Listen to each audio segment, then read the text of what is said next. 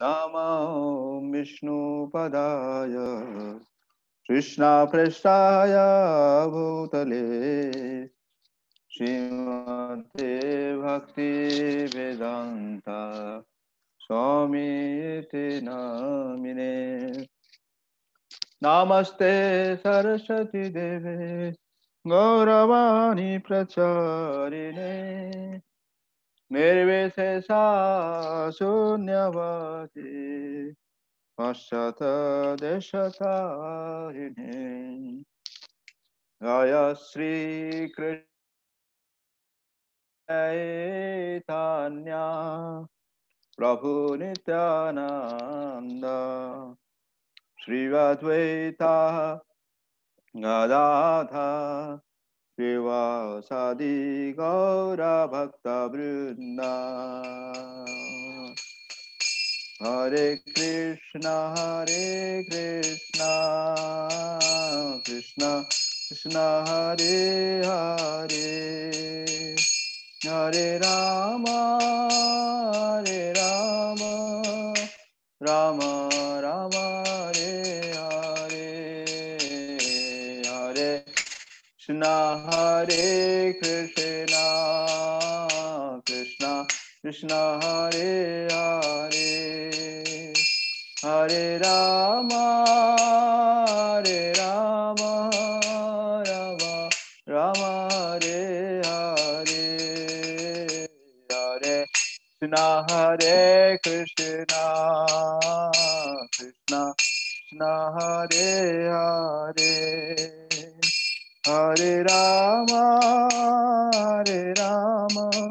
राम राम हरे हरे हरे कृष्णा कृष्णा हे हरे हरे राम हरे Ram Ram Ram Hare Hare Hare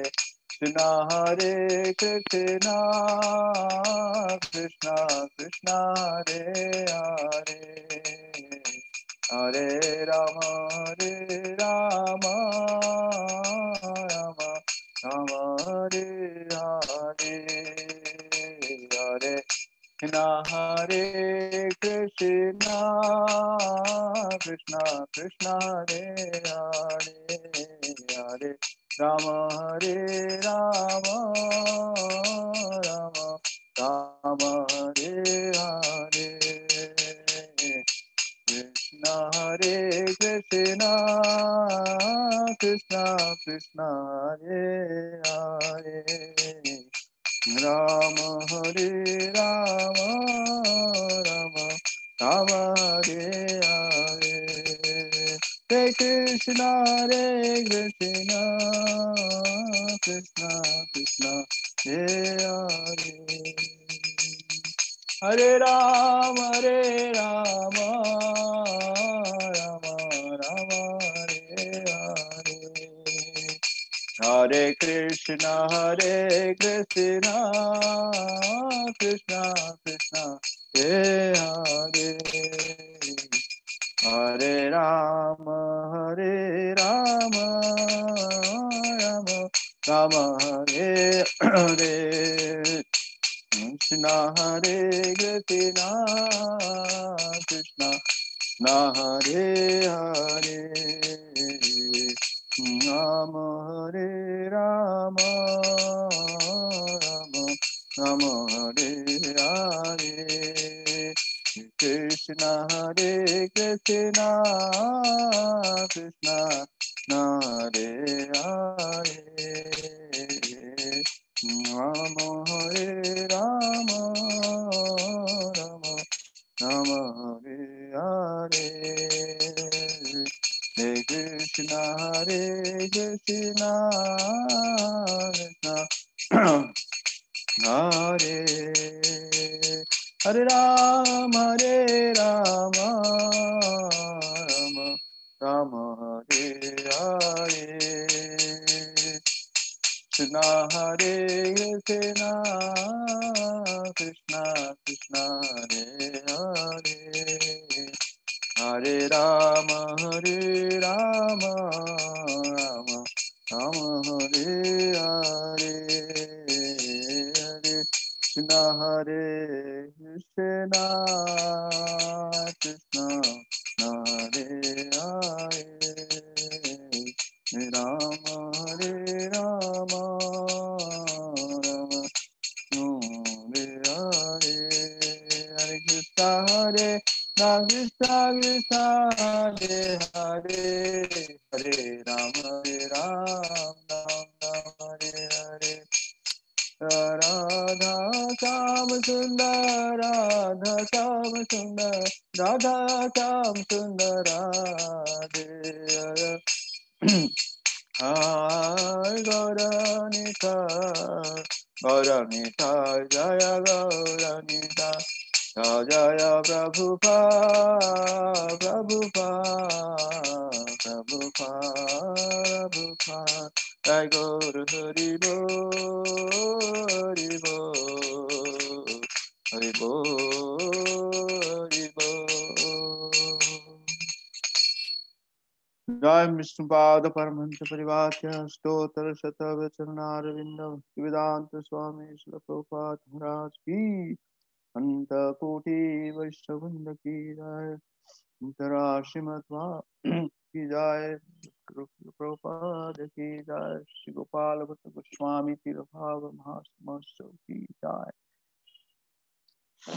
Om Jnana Timirandasya Jnanandaya Salakaya Chakyurmilitam Yena Tasmai Shri Gurave Namaha. Chaitanya Manovishtam Bhutale Swayam Rupam Kadamahyam Dadanti Tapadam Titam Vandeham Shri Guru Shri Padakamalam Shri Gurum Vaishnavamsa Shri Rupam Sahagana Raghunatham Mitam Tam Sajivam Shayadhutam Savadhutam Parijana Saitam Krishna Chaitanya Devam Shri Radha Krishna Pada Sahagana Lalita Shri Vishakha Namja Namo Vishnu Padaya Krishna Chaitanya Prabhu Nityananda Shri Advaita Gadadha Srivasadi Gaura Bhakta Vrinda Hare Krishna Krishna Krishna Hare Hare Hare Rama Rama Rama Hare Hare Kham karate vachalam Pangum langeti girim Yat krupatamaham bande Shri Guru Dinatarinam Paramananda Madhavam Shri Krishna Chaitanya Ishwaram. Hare Krishna. तो सभी को इस साप्ताहिक कार्यक्रम में एक स्वागत है। आज विशेष करके हमारे गौड़ीय परंपरा में धारा में शिक्षायतम इनका नाम पाद गोपाल भट्ट गोस्वामी का तिरोभाव दिवस है। तो उनके जीवन से कुछ सीख जो हम चर्चा करेंगे। तो चैतन्य महाप्रभु जब दक्षिण भारत की यात्रा में निकले सन 1510 मई में जगन्नाथपुरी से, तो आते आते दक्षिण भारत में जब ये श्रीरंग क्षेत्र में पहुंचे, जहाँ कावेरी नदी के किनारे बहुत विशाल और विग्रह श्री रंगनाथन श्रीरंग क्षेत्र, तो वहां पे जब श्री चैतन्य महाप्रभु का आगमन हुआ तो कृष्णदास कविराज गोस्वामी में लिखते हैं चैतन्य चरितामृत में, क्योंकि चैतन्य महाप्रभु का ये जो प्रचार करने का विधि था, जार देखो तारक हो कृष्ण उपदेश, अमर आज्ञा गुरु तार देश। तो चैतन्य महाप्रभु इस उद्देश्य से वो दक्षिण भारत की यात्रा में निकले थे, क्योंकि विशेष करके उस समय में दक्षिण भारत में जो अन्य पंथ, विशेष करके जो शंकराचार्य के मायावाद के बहुत प्रचार में था, तो इसको खंडन करने के लिए, या विशेष करके तत्ववादी, तो इस उद्देश्य से महाप्रभु दक्षिण भारत की यात्रा में निकले। कई सारे जो वर्णन आते हैं कि निर्विशेष शून्यवादी, फिर विशेष करके शून्यवादी जो बुद्धिज्म को कहा गया, बुद्धिस्ट लोग, तो उनको भी उद्धार किए। और इस प्रांत में जब चैतन्य महाप्रभु का आगमन हुआ, तो चैतन्य महाप्रभु इतने जोर जोर से कीर्तन कर रहे थे, जोर जोर से हरे कृष्ण महामंत्र का उच्चारण कर रहे थे। जब उस शहर में वो प्रवेश किए, और कावेरी नदी के किनारे, बहुत ही पवित्र नदी माना जाते हैं कावेरी, गंगा, जमुना, फिर गोदावरी, हाँ, नर्मदा और कावेरी, विशेष करके जो 5 नदी के बारे में बताया जाता है। तो चैतन्य महाप्रभु, तो कृष्णदास कविराज गोस्वामी वर्णन करते हैं, चैतन्य महाप्रभु जिसने उच्च स्वर में और गाते थे, तो मानो कि वहां पे मतलब 10 आयुत गंधर्व का आवाज सुनाई पड़ती, मतलब 1 करोड़, 1 करोड़, 1 करोड़ गंधर्व जितना उच्च स्वर में गाते हैं सब मिलके, तो इसलिए संकीर्तन यज्ञ कहा गया। चैतन्य महाप्रभु अकेले थे, उनके साथ काल कृष्ण जो केवल एक ही सेवक था, लेकिन चैतन्य महाप्रभु जिस उच्च स्वर में गाते थे, है ना, तो उसका वर्णन आता है कि बड़ा विशेष है। और चैतन्य महाप्रभु फिर जब श्रीरंग का भगवान के दर्शन किए, विशेष दर्शन पाए जाते हैं उसी क्षेत्र में, और बहुत विशाल मंदिर है। तो कहा जाता है कि भारत में सबसे बड़ा जो गोपुरम है, मतलब किसी भी, विशेष करके दक्षिण भारत में जो मंदिर होता है, उनके जो प्रवेश द्वार होता है, उसी को गोपुरम कहा गया। तो श्रीरंग क्षेत्र का जो गोपुरम है, पूरे भारत में कहा जाता है कि सबसे ऊंचाई पर है, सबसे विशाल है। तो उसी समय जो एक जो श्री संप्रदाय के महान वैष्णव भक्त थे, जिनका नाम था वेंकट भट्ट, और उनके भाई थे तिरुमला भट्ट, और उनके और एक भाई थे जिनका नाम था प्रबोधानंद सरस्वती। तो चैतन्य महाप्रभु को ये जो नृत्य, और चैतन्य महाप्रभु को जो शुद्ध कृष्ण प्रेम, ये जो उनको दिखाई पड़ा, तो वेंकट भट्ट क्या किए, श्री चैतन्य महाप्रभु के चरण में नतमस्तक हुए, उनके प्रणाम किए, और श्री चैतन्य महाप्रभु को उन्होंने निमंत्रण दिए कि आपने घर में प्रसाद के लिए निमंत्रण दिए। और चैतन्य महाप्रभु का भी तो नियम भी था, किसी ब्राह्मण के घर में वो भोजन करते थे, और विशेष करके वैष्णव परिवार में भोजन करते थे। तो चैतन्य महाप्रभु उनके निमंत्रण स्वीकार किए और उनके घर में आए, और फिर वेंकट भट्ट बड़ी आदर सम्मान किए, उनको सत्कार किए, और के जो प्रसाद आए, उनके भाई जो थे तिरुमला भट्ट और प्रबोधानंद सरस्वती, ये जो 2 भाई थे, तिरुमला भट्ट, वेंकट भट्ट, ये दोनों गृहस्थ आश्रम में थे, लेकिन उनके जो छोटे भाई थे प्रबोधानंद सरस्वती, वो तभी संन्यास आश्रम में थे, है ना। और विशेष करके चैतन्य महाप्रभु का साथ उनके बहुत ही सुंदर कृष्ण के लीला कथा का चर्चा हुई। और जो वेंकट भट्ट थे, वेंकट भट्ट के जो पुत्र थे, जिनका नाम था गोपाल, वो 4-5 साल के थे। तो श्री गोपाल भी, वो महाप्रभु को थोड़ा सा उनका भी सेवा करने का मौका मिला, तुच्छ सेवा। लेकिन गोपाल भट्ट जो है, श्री चैतन्य महाप्रभु को दर्शन किए, उनसे कथा सुने, केवल 5 साल की उम्र में।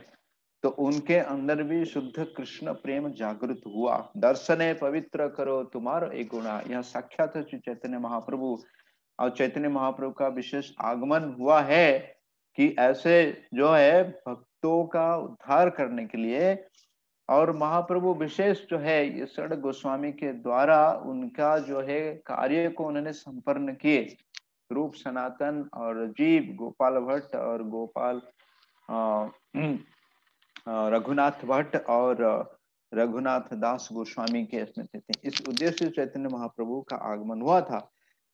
तो गोपाल भट्ट गोस्वामी जो गोपाल जी थे चैतन्य महाप्रभु के प्रति बहुत ही विशेष आकर्षण था उनकी।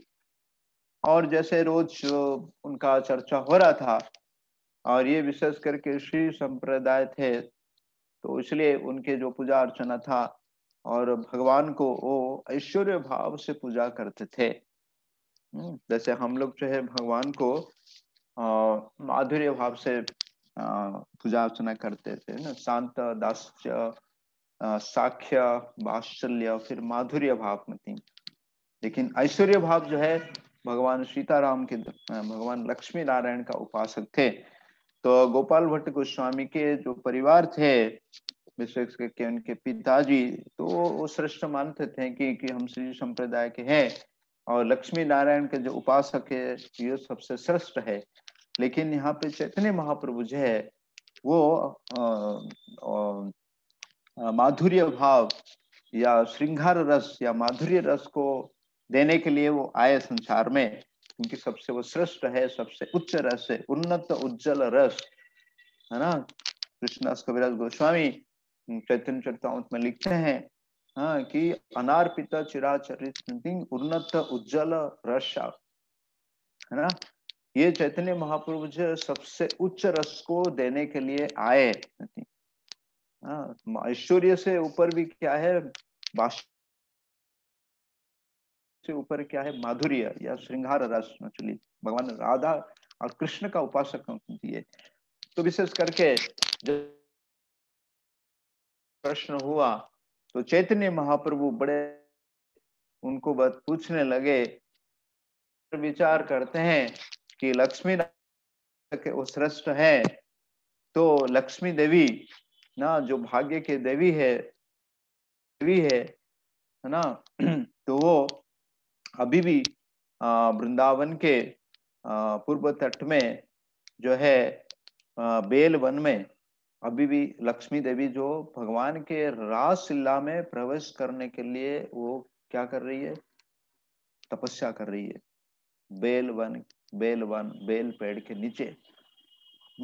तो इसका मतलब ये है कि लक्ष्मी देवी जो है वो उनकी जो उपासक है राधा कृष्ण का उपासक से भी, मतलब राधा कृष्ण का उपासक जो है उनका सेवा पूजा श्रेष्ठ है।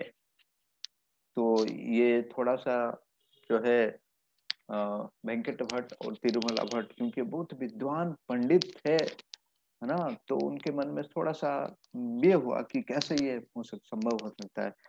तो चैतन्य महाप्रभु उनको अच्छी तरह से फिर समझा गए, क्योंकि दोनों में कोई अंतर नहीं है। भगवान कृष्ण और भगवान विष्णु में अंतर नहीं है। केवल भगवान विष्णु जो ऑफिस में रहते हैं वो विष्णु बनते हैं कृष्ण, और कृष्ण जब अपने घर में रहते हैं एक्चुअली वो भगवान कृष्ण रहते हैं, इसलिए उनका जो रस है वो सबसे श्रेष्ठ है।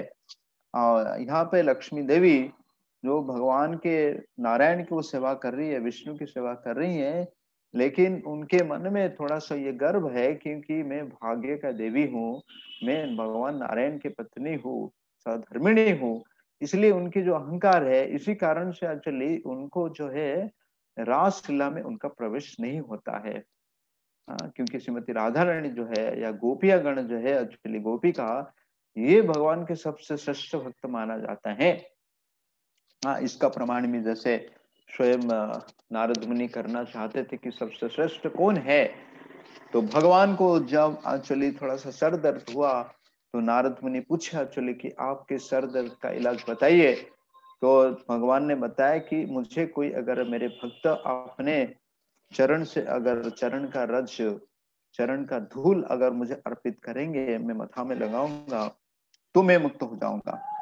तो नारद मुनि एक्चुअली सारे अलग अलग भक्त के पास गए लेकिन जो भी सुना चले कि हमारे चरण का रज जो है, चरण का धूल है, वो भगवान के मत्था पे लगेगा तो ये बहुत ही अपराध होगा, घोर अपराध होगा। हाँ, उस अपराध का दंड हमको नरक जाना पड़ेगा, इसलिए हम नहीं देना चाहेंगे। तो अंत नारद मुनि वृंदावन पास आए तो गोपियां जब सुने तो अपने पैर से अचली घिसक मतलब निकाल निकाल के दे रहे अचली। तो नारद मुनि जो पूछे क्या इसका परिणाम क्या होगा पता है आपके चरण का धूल? कहने लगे कि अगर इससे अगर भगवान का सर दर्द एक क्षण के लिए अगर कम हो जाता है तो हम पूरे जीवन लाखों करोड़ वर्ष के लिए हम जो है नरक में जाने के लिए तैयार है। तो इससे हम समझ सकते हैं कि जो गोपियों का जो भाव था, या भगवान जो विशेष करके चैतन्य महाप्रभु इस रस को आस्वादन करने के लिए आए भक्त के रूप में, और इसी को सारे संसार में प्रचार प्रसार करने के लिए आए। तो ये सबसे श्रेष्ठ है। तो ऐसे जो है वैकुंठ भट्ट और तिरुमला भट्ट एक्चुअली इस बात को समझ गए, चैतन्य महाप्रभु के प्रति उनके जो प्रेम, उनके जो श्रद्धा, उनके जो भक्ति कई हजार। और इस समय क्योंकि चतुर्मास का समय था तो वेंकट भट्ट ने चैतन्य महाप्रभु को निवेदन किया कि आप कृपा में अगर हमारे घर में आतिथ्य ग्रहण करेंगे तो हमें बहुत ही भाग्यशाली बनेंगे। और चैतन्य महाप्रभु तो चाहते थे, तो पहली बार चैतन्य महाप्रभु किसी के घर में 4 महीना तक एक्चुअली क्या के वहां रहे। तो विशेष करके देखते हैं कि जो चैतन्य महाप्रभु वहां पे रहे, वेंकट घट के घर के सामने उन्होंने अपनी कुटिया बनाए और वहां पे अपने भजन कीर्तन किए पूरे चतुर्मास। और उसी समय उन्होंने अपने 100 हस्त में महा जगन्नाथ के विग्रह का भी एक मिट्टी से खोद उन्होंने बनाए, जगन्नाथ बलभद्र सुभद्रा महारानी, और उसको उनकी स्थापना की, उनकी सेवा पूजा की। तो आज भी अगर जाते हैं हम वेंकट भट्ट के घर के सामने उस मूर्ति का सेवा पूजा हो रहा है। पहले मतलब जगन्नाथ जी का जो मूर्ति है जिसे विशेष करके दारू ब्रह्म कहा जाता है, चैतन्य महाप्रभु अपने 100 हस्त से उसको बना है। तो बहुत ही विशेष विग्रह है। तो गोपाल भट्ट जो है, या गोपाल जो थे, बालक जो थे, चैतन्य महाप्रभु के प्रति उनका इतना आकर्षण हुआ और इच्छा को प्रकट किए चैतन्य महाप्रभु के सामने कि मैं भी आपके साथ। और उस समय उनके पिताजी चाचा जी तो इतने अच्छे भक्त बन गए थे, तो उनको कोई रुकावट नहीं थी। हो सकता है कि चैतन्य महाप्रभु के साथ में आने के लिए उनको अनुमति दे सकते थे, लेकिन चैतन्य महा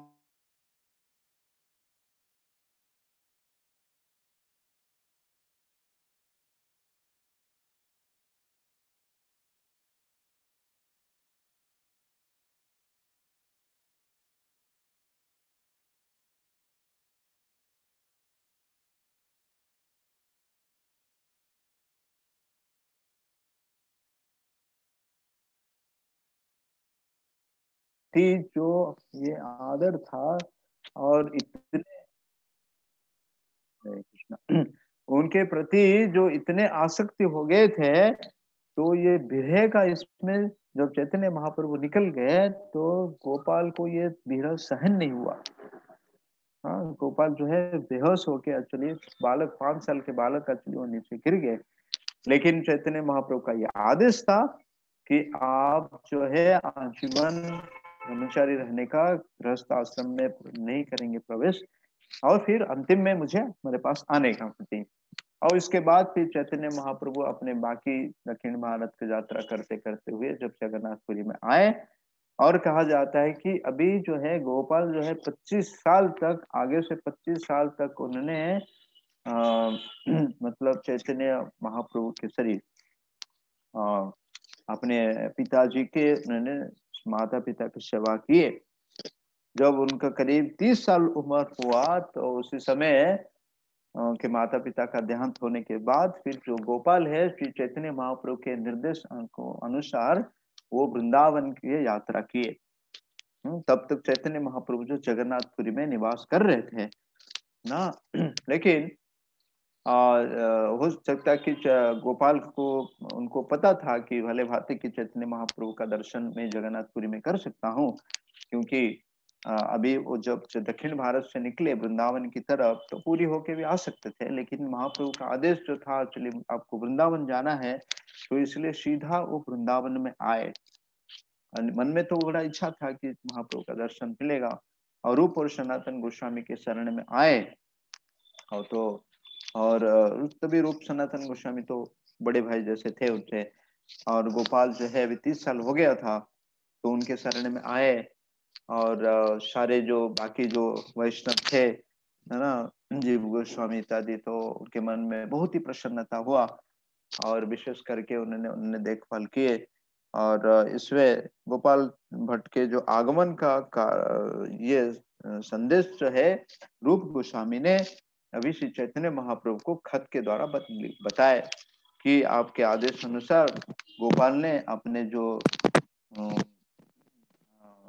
क्या बोलते हैं उसको, जिम्मेदारी निभा के वो अभी हमारे पास आए।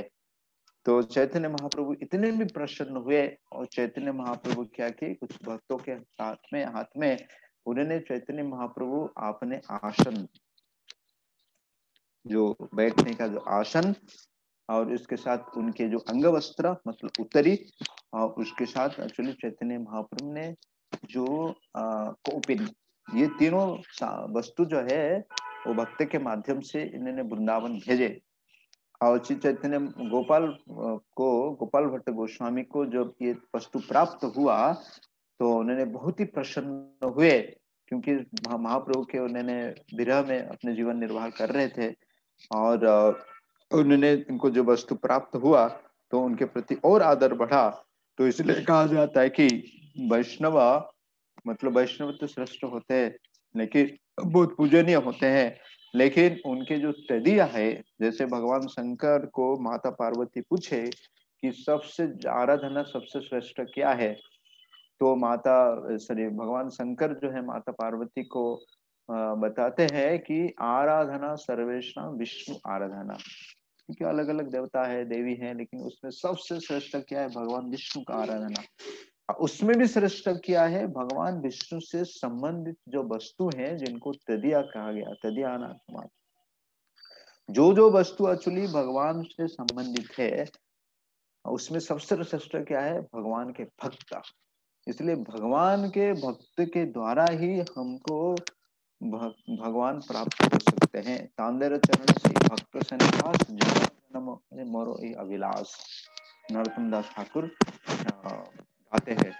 तो ये जो है फिर गोपाल भट्ट गोस्वामी ये इनको लेके एक्चुअली अपने अल्टर में रखे, रोज उनका दर्शन करते थे, उनका सेवा पूजा करते थे। और गोपाल भट्ट गोस्वामी तो बचपन से भी जब उनके पिताजी के सानिध्य में उन्होंने सारे अलग अलग ग्रंथ इसको तो अध्ययन किए थे। विशेष करके जब वृंदावन में आए, उन्होंने अभी रूप और सनातन के गोस्वामी के अध्ययन में रह के और बाकी जो सारे जो ये थे उसको अध्ययन किए, और बहुत ही निपुण बन गए।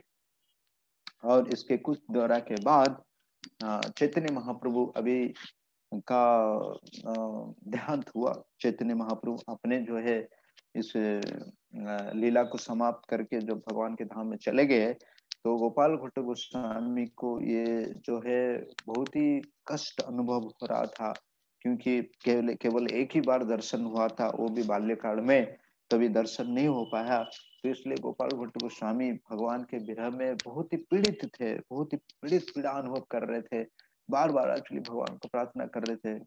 तो एक बार श्री चैतन्य महाप्रभु उनके स्वप्न में आए और गोपाल भट्ट गोस्वामी को बताया कि आप मुझे अगर दर्शन करना चाहते हैं तो आप कृपा करके नेपाल जाइए, गंडू की नदी, दामोदर कुंड, कालू गंडे की कहा जाता है, जहाँ पे हमको शालिग्राम शिला प्राप्त होता है, तो आप अगर वहां पे जाएंगे तो आपको मैं दर्शन दूंगा।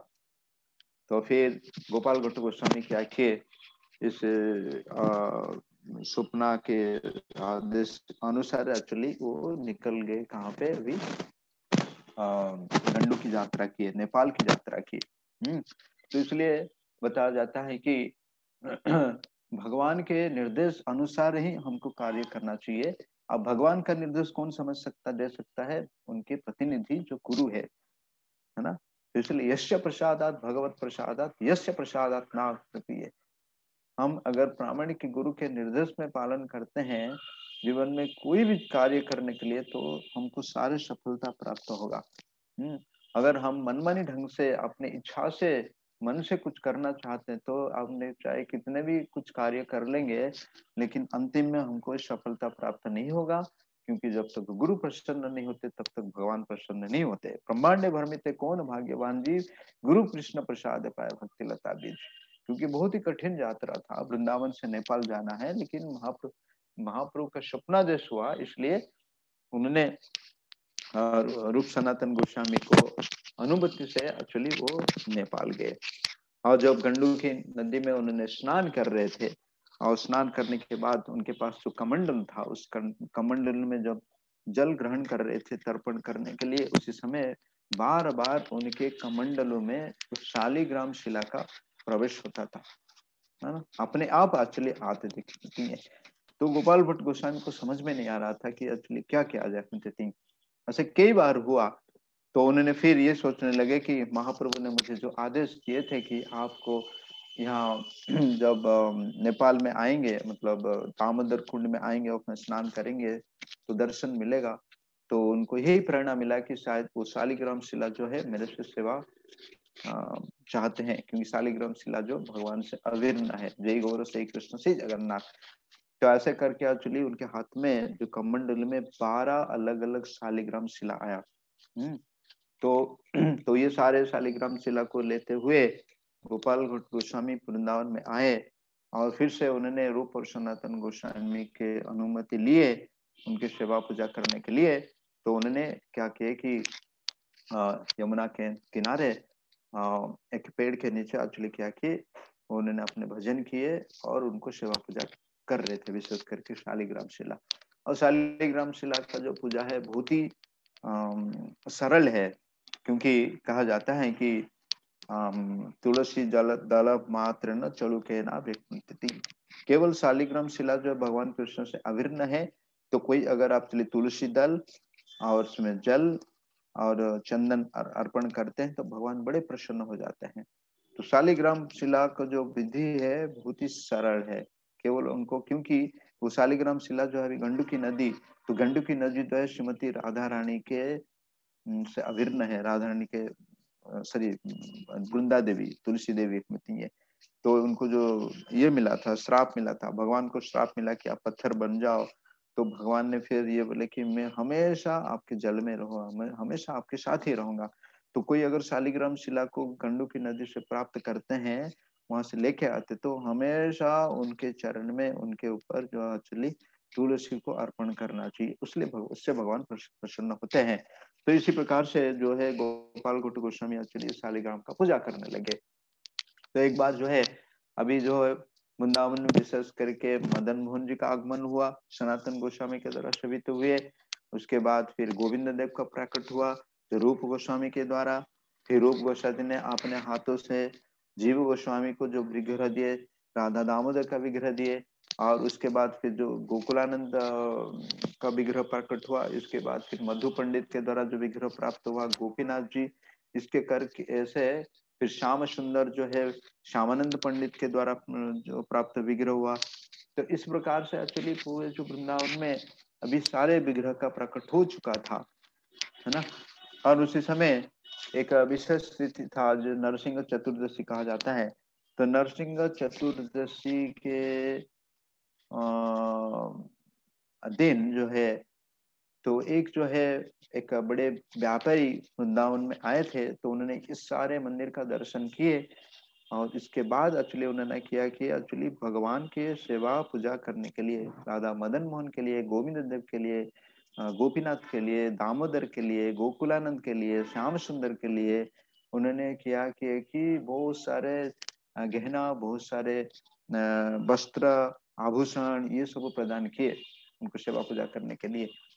तो ये जो गोपाल भट्ट गोस्वामी को ये हुआ, तो गोपाल भट्ट गोस्वामी के मन में थोड़ा चिंता हुआ, है ना, कि मेरे पास अगर विग्रह होते थे तो मैं भी एक्चुअली बहुत ही सुंदर तरीके से उनका सचवाट उनको श्रृंगार करता था, लेकिन वे जो है शालिग्राम है उनको कैसे श्रृंगार करूंगा। तो ये विचार करते करते करते एक्चुअली क्या है, जो है गोपाल भट्ट सॉरी गोस्वामी जी ने क्या कि उसी रात एक्चुअली इस चिंतन में भगवान का चिंतन कर रहे थे। तो पूर्व रात को उन्होंने तो क्या कि भगवान को सुलाए और उनको एक कपड़ा में बांध के एक्चुअली और रख दिए, रात को सुला दिए। और तो दूसरा दिन गोपाल भट्ट गोस्वामी आपने प्रातः उठे, ब्रह्म मुहूर्त में उठे, उठने के बाद वो गए यमुना में स्नान करने के लिए।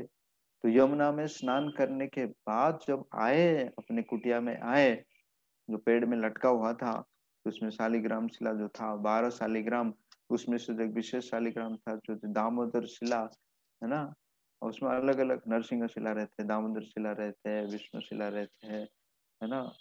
ये जो कुर्म शिला रहते हैं, है ना।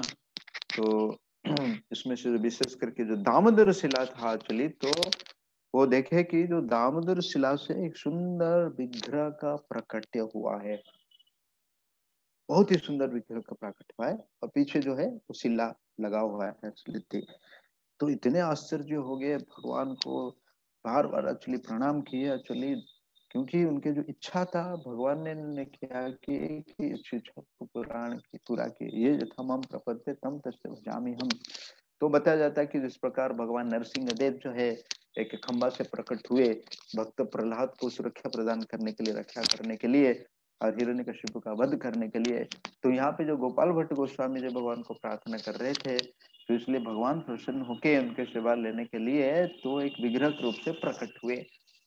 तो तुरंत जो है गोपाल भट्ट गोस्वामी ने क्या कि ये पूरे वृंदावन में एक्चुअली ये संवाद फैल गया। विशेष के रूप सनातन गोस्वामी आए उनके दर्शन करने के लिए। जो रूप सनातन उसके दर्शन किए, तो पहले तो हम देखते हैं कि भगवान जो है राधा मदन मोहन जी, गोविंद और गोपीनाथ, ये विशेष करके जो 3 विग्रह माना जाता है, गोविंद, गोपीनाथ और मदन मोहन, आप इस तरह से याद कर सकते हैं, गोविंद, गोपीनाथ, मदन मोहन। जय राधे जय कृष्णा जय वृंदावन, श्री गोविंद गोपीनाथ मदन मोहन। तो ये जो विग्रह है तो गोविंद जब कहा गया कि गोविंद जो वज्रनाभ ने मूर्ति, तीनों अलग अलग मूर्ति को निर्माण किए थे, तो गोविंद का जब निर्माण किए उन्होंने, तो उस समय जो उत्तरा जीवित थी, तो उत्तरा भगवान कृष्ण के, उन्होंने उत्तरा जो है भगवान कृष्ण का दर्शन की थी, तो उन्होंने बताया लगे कि गोविंद विग्रह का जो मुख कमल है वो भगवान कृष्ण के साथ मिल जुलता है। इसके बाद फिर गोविंद गोपीनाथ का जो विग्रह हुआ तो प्रकट किए, तो बोले कि उनके वक्षस्थल के साथ मिलता जुलता है। इसके बाद जो मदन मोहन का विग्रह हुआ, तो उन्होंने बोला कि भगवान के चरण कमल की स्थिति, घुटने से नीचे तक का स्थिति, तो गोविंद गोपीनाथ और मदन मोहन। लेकिन ये जो विग्रह भी प्रकट हुआ, भगवान ने बहुत ही सुंदर वो जो विग्रह का, कृष्ण का विग्रह, उसमें से एक्चुअली भगवान बांसुरी बजा रहे हैं, और करीब 8 इंच का विग्रह होगा। फिर तो सनातन रूप बड़ी ध्यान पुरुष उनका दर्शन करने लगे, और उन्होंने बताने लगे कि ये जो विग्रह है उसमें गोविंद, गोपीनाथ, मदन मोहन, ये तीनों विग्रह का सम्मिलित विग्रह है, मतलब ये पूरे भगवान कृष्ण है। तो भक्त लोग बड़े प्रसन्न हुए, और विशेष करके उनके नाम दिया कि राधा रमण। जो हम राम शब्द उच्चारण करते हैं, हरे कृष्ण कृष्ण कृष्ण हरे हरे, हरे राम राम राम हरे हरे, इसमें जो राम शब्द उच्चारण करते हैं एक्चुअली क्या है, राधा रमन जी को संबंधित करते हैं। तो राधा रमन विग्रह हुए, और फिर लेकिन यहाँ पे जो केवल भगवान कृष्ण का विग्रह, वहां पे राधा रानी जी नहीं है, लेकिन उनके अभी अब दर्शन करने जाते हैं तो उनके बिल्कुल राधा रमन जी के बिल्कुल बाएं तरफ से, उनके बाएं तरफ से एक्चुअली एक स्थान रखा गया श्रीमती राधा रानी के लिए, क्योंकि भगवान कृष्ण जो है राधा रानी से कभी भी अलग नहीं रहते, इसलिए राधा कृष्ण, कभी भी भगवान कृष्ण को अलग से पूजा नहीं करना चाहिए, राधा कृष्ण। राधा मदन मोहन, राधा वृंदावन संतति। तो राधा रानी तो कभी अलग नहीं है। तो राधा रमन के नाम पे फिर पूछी, जय जय राधा रमन हरि बोल, जय जय राधा रमन हरि बोल। तो इतने प्रसन्न हुए गोपाल भट्ट गोस्वामी, क्योंकि भगवान ने साक्षात्कार हुआ, भगवान के साथ उनका आदान प्रदान हुआ। तो बड़ी प्रेम से एक्चुअली गोपाल भट्ट गोस्वामी क्या कि उनका सेवा पूजा कर रहे थे।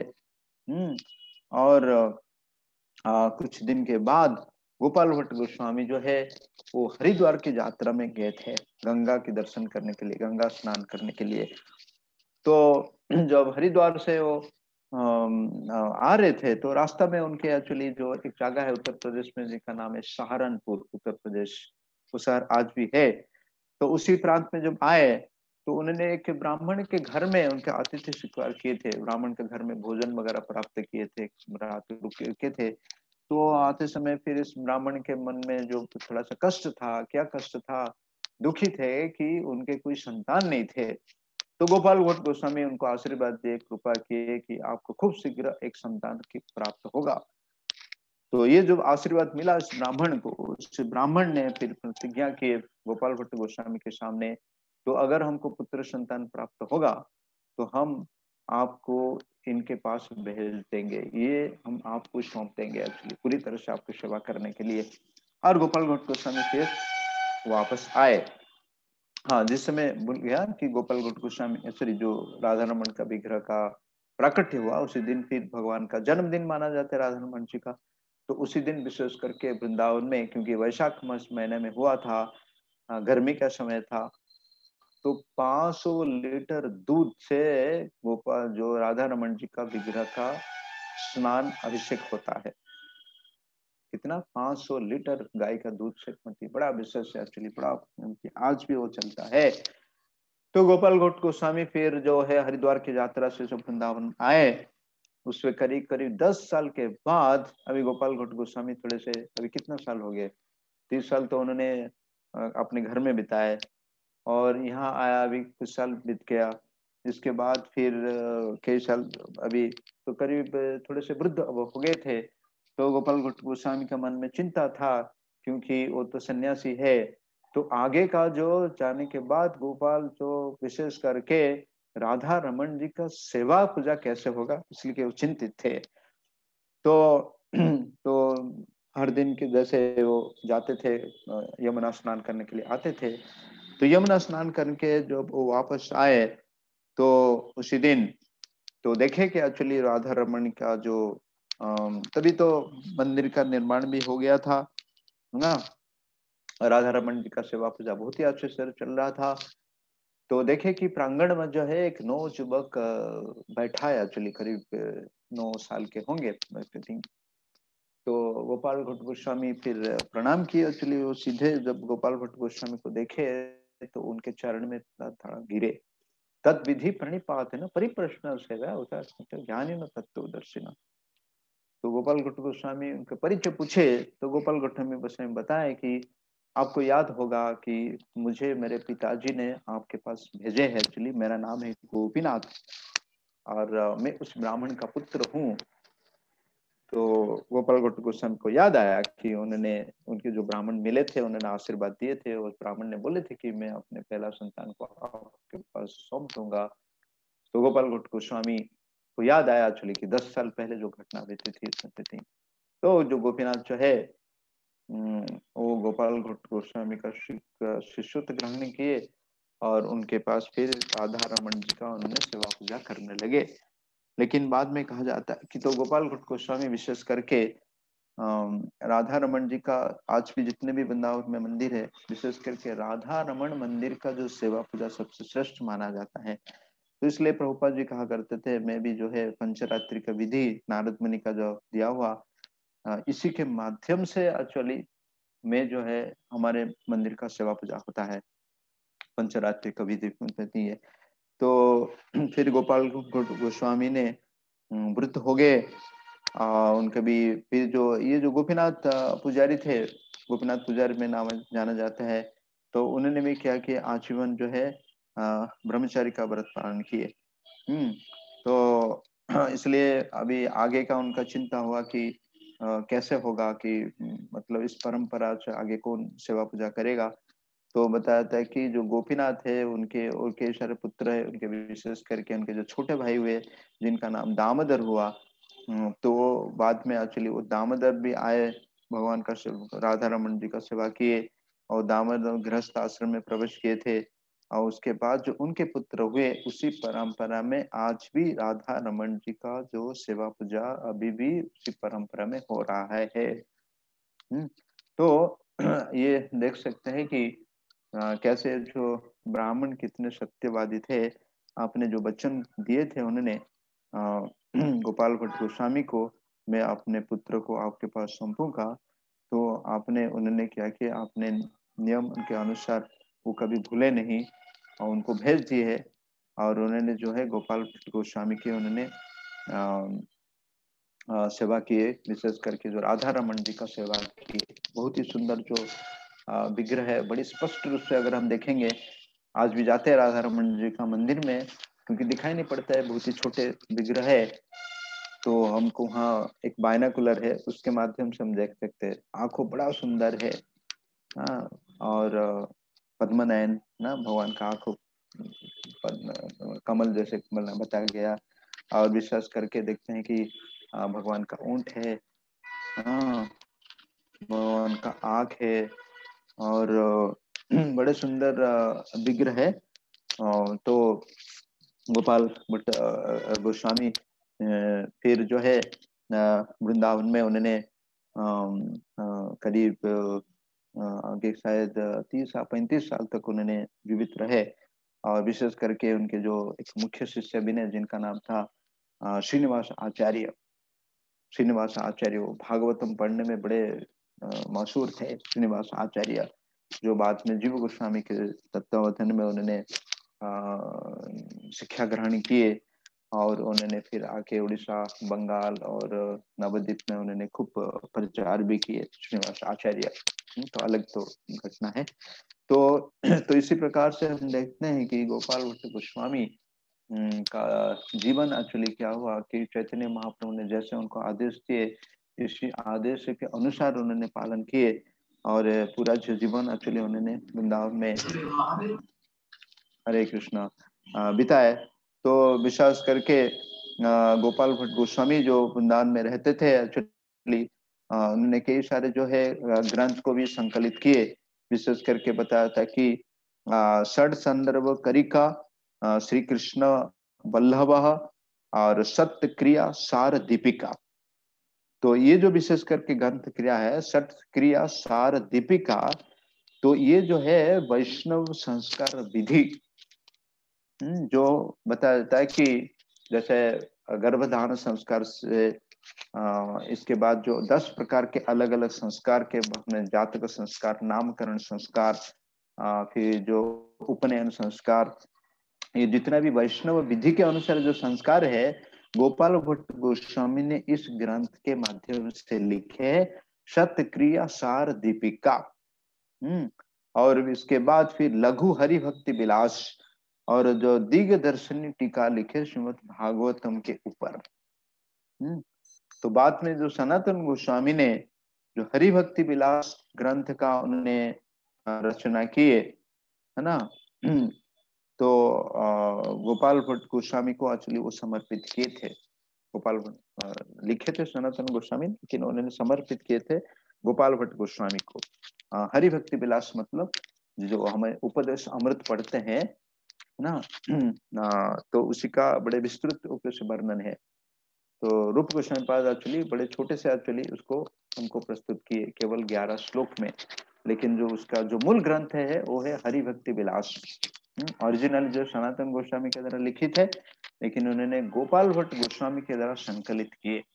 तो इसी प्रकार से गोपाल भट्ट गोस्वामी जो है बड़े नम्रता से उन्होंने वृंदावन में रहे और भजन किए।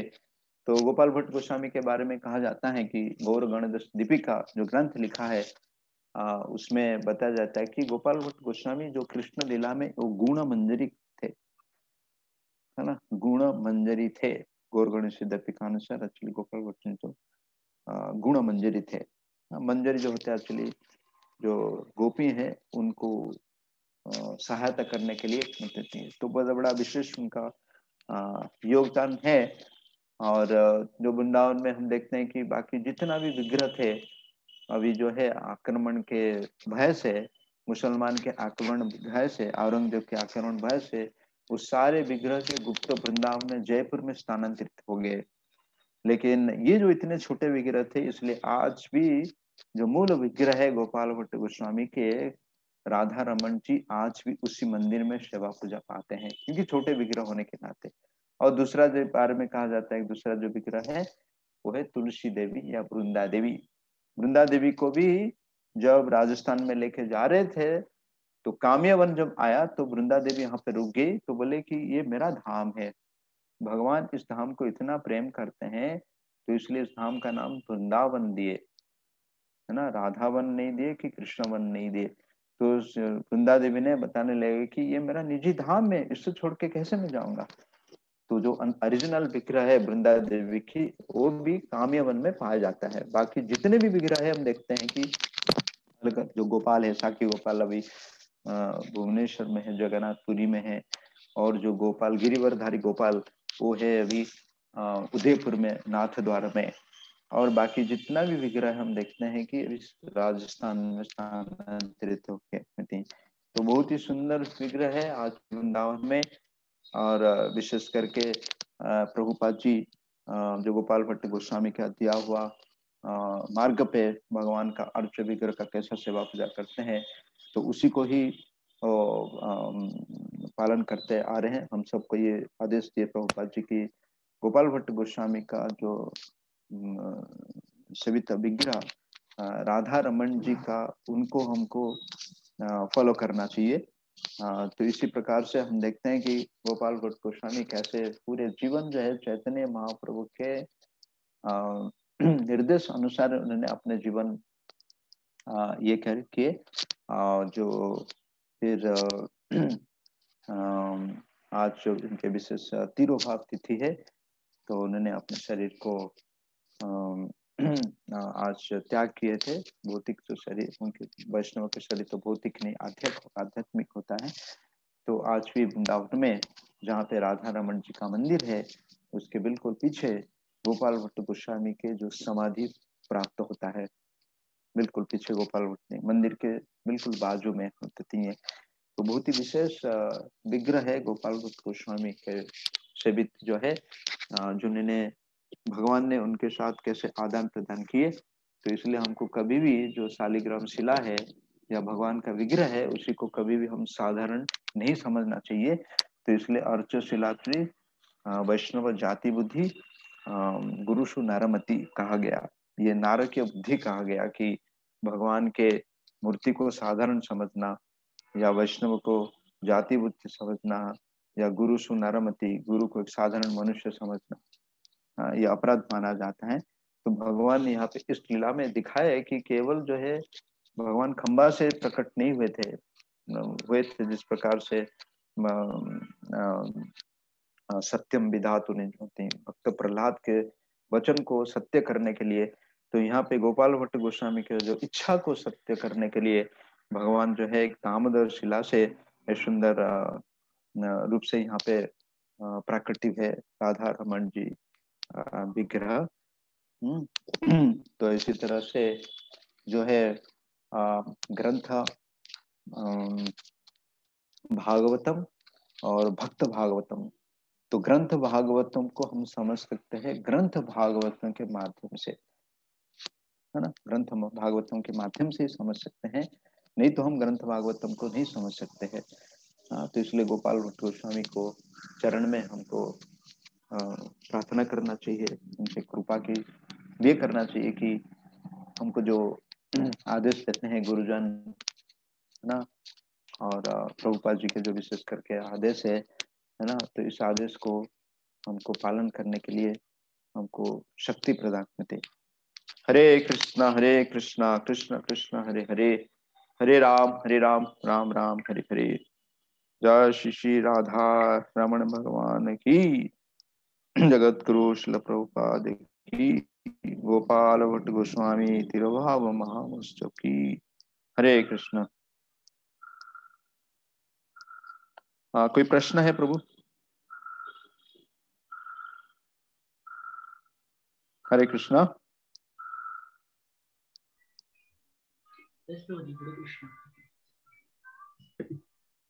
हरे कृष्ण।